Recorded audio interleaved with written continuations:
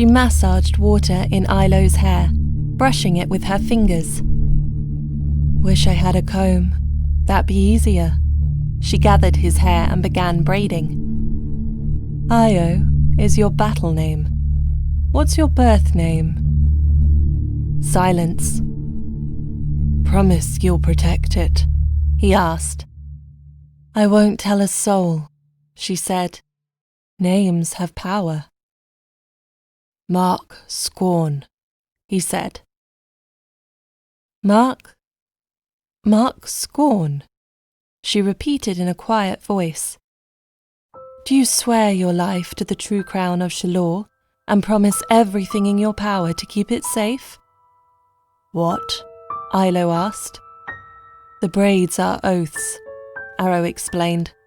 I told you this earlier, remember? I thought you were joking. Can't you give me a haircut without owing my life to the princess? He turned around, gazing at her. She leaned on his chair, her face close to his. Look at this mess, Io. She held up his tangles. You're unable to think straight. You don't know why you're fighting this war. Your dark hair is an expression of your soul, your inner mystery. It's a tangled, confused mess. It's time to change. Come be a royal bodyguard to the princess, with me. He looked into her eyes, her face still inches from his. She didn't break deep eye contact. Io, without forthright, grasped her strong hand. Yes, he said, I'll be a royal bodyguard, with you. He turned, stopped, and glanced over his bare shoulder. Braid me. He breathed in a low, seductive voice. She inhaled a quick breath. Don't say that. The smile on her face disappeared into a scowl. It's a joke, he said.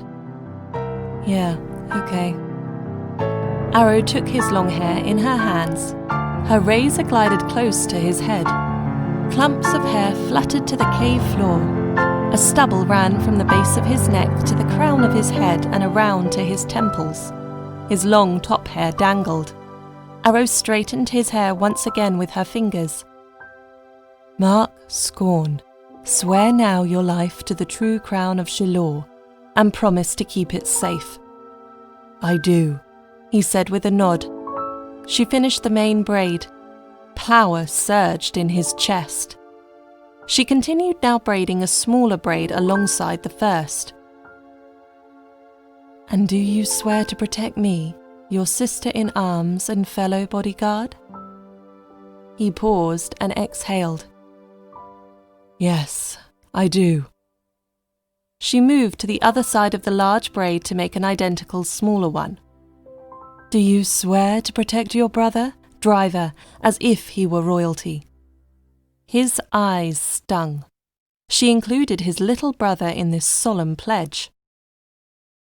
I do swear it, he uttered with pride. She finished the traditional braiding. It's done. You are no longer Mark Scorn, Arrow pronounced. Arrow tied all the braids together. Rise, stand a new man, and a servant of Shallor.